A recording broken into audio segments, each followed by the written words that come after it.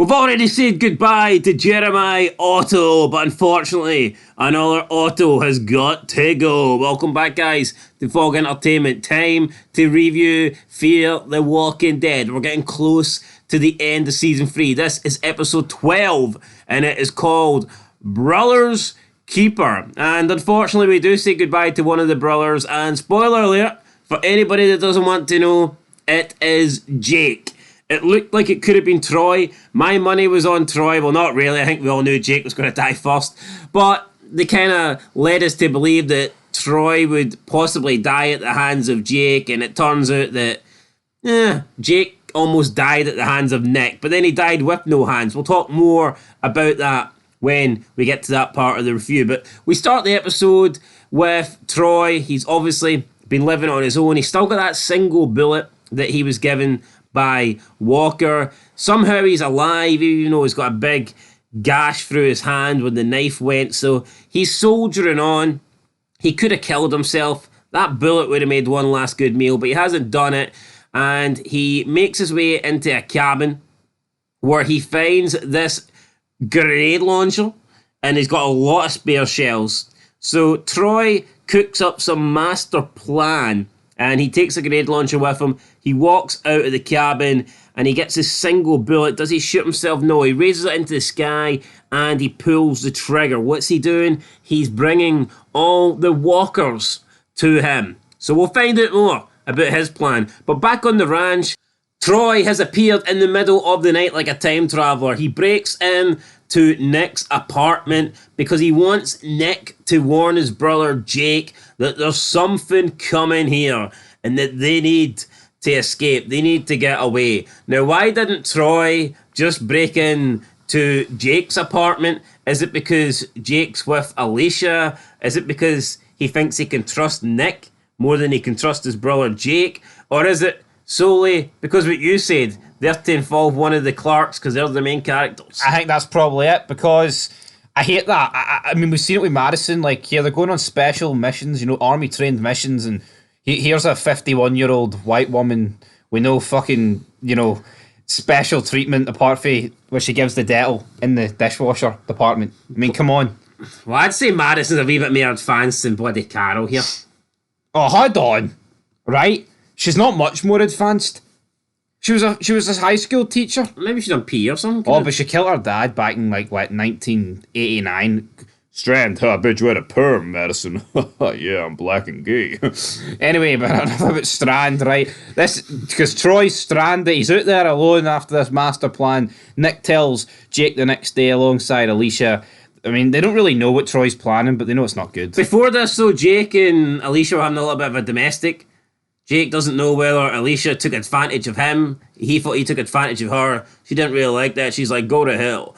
And then she says that you're only nice guy left. So I don't know, straight away I'm getting wee feminist kind of hints here. Jake's a little bitch. He basically calls out the fact that here, your family's took over here and my family's fell apart. I'm the last one left and the Indians have took over, but I'm not going to do anything about it.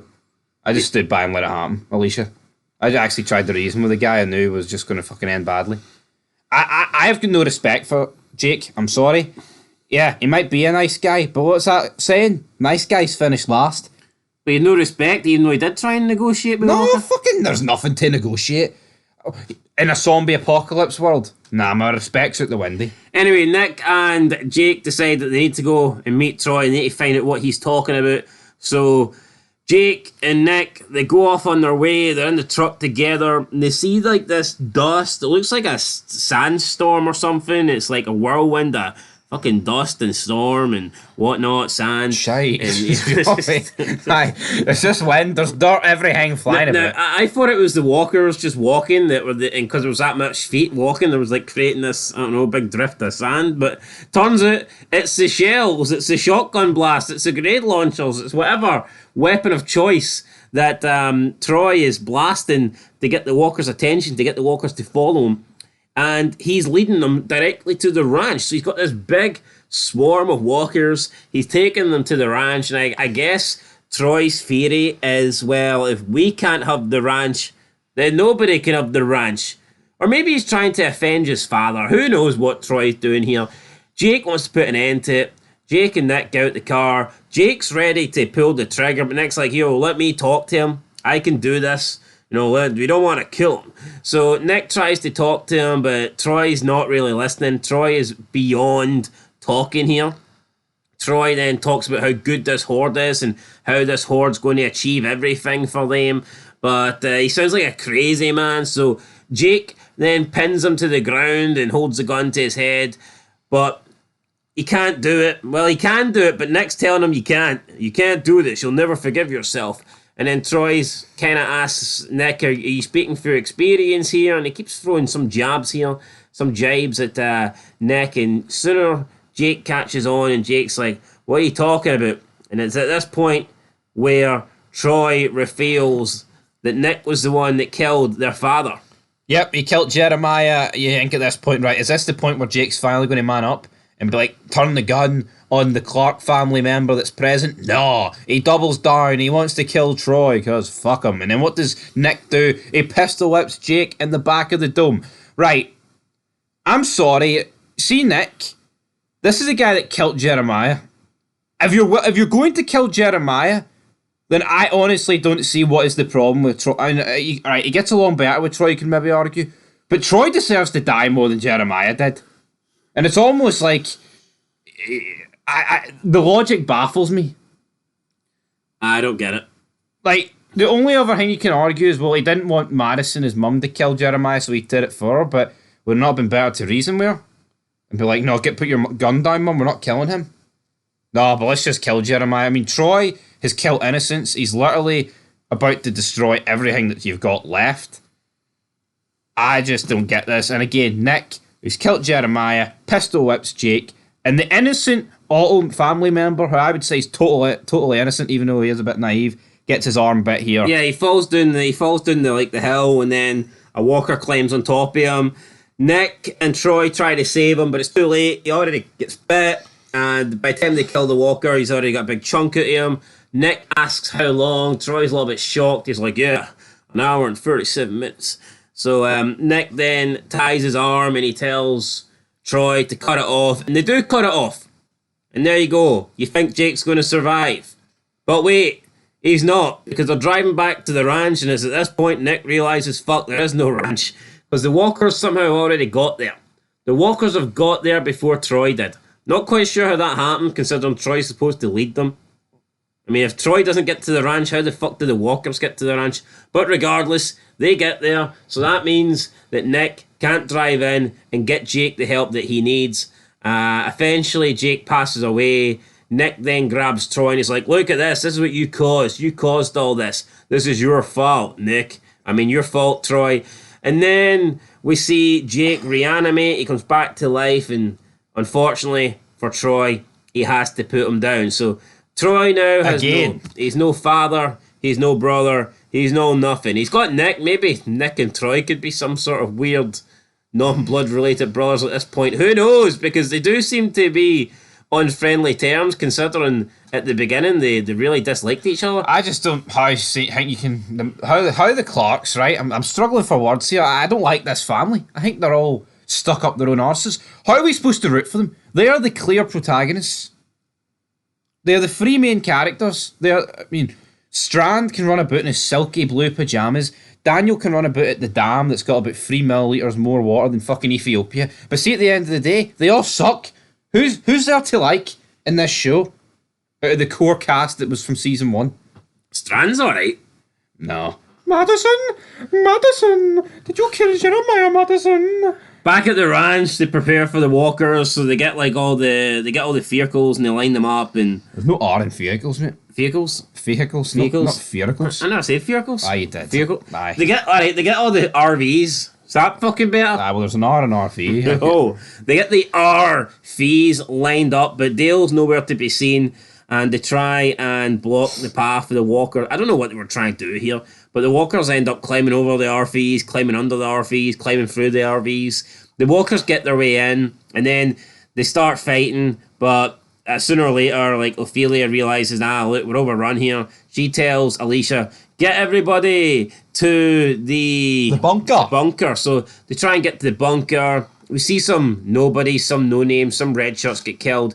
We see the big bald guy who was in the army. Coop. Yeah, Coop, he gets taken down.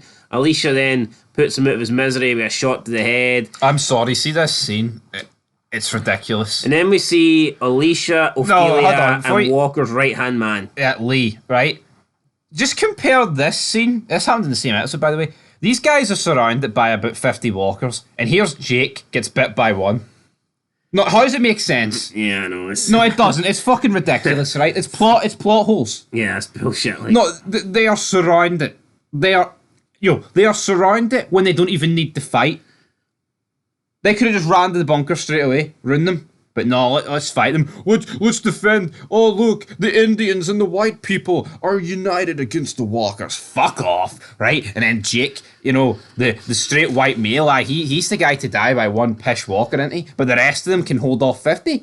They hold off 50, damn it. Ophelia and Alicia, who probably weigh about 90 pounds. Big Jake Otto, ripped like the Hulkster. And this show's pish. It lost me with this scene. Oh, but Trev's chan, out of proportion, freak show muscle bastard, man. They'd be marking, the walkers, look at them getting killed. Nah, fuck this show. Oh, but 8 out of 10, even though you can skip 5 of this fucking 7 seasons.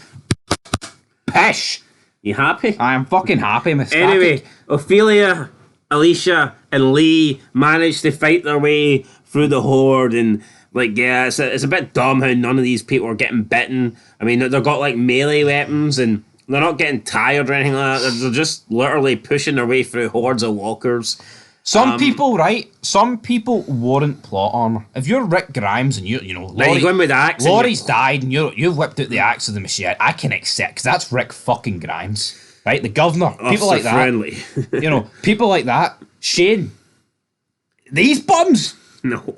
These mid-carders? Anyway, aye, so they managed to break through the horde, and they get to the other side, and they get to the bunker, and they all get down into the bunker where they're nice and safe, and Alicia looks round, and she looks at a couple of the kids in the bunkers, kids that we've never seen before. I don't know how they spawned in this bunker, but they're here, and I guess she realises, oh damn, look, there's actual kids in here. I'm not a kid anymore. I need to woman up, and I guess maybe this is Alicia becoming possibly the leader of the group, and who knows, Madison's not back yet, Walker's not back yet, so maybe she is the leader of the group. That's how it ended. Everybody who's still alive on the ranch is now trapped in a bunker. We have Nick and Troy trapped outside the ranch because they can't get in, and we have Jake, who was alive and then undead, and now I don't know what the opposite of undead is. Dead? Just, Dead. I don't know. Yeah. He went from being alive, undead, now he's just dead.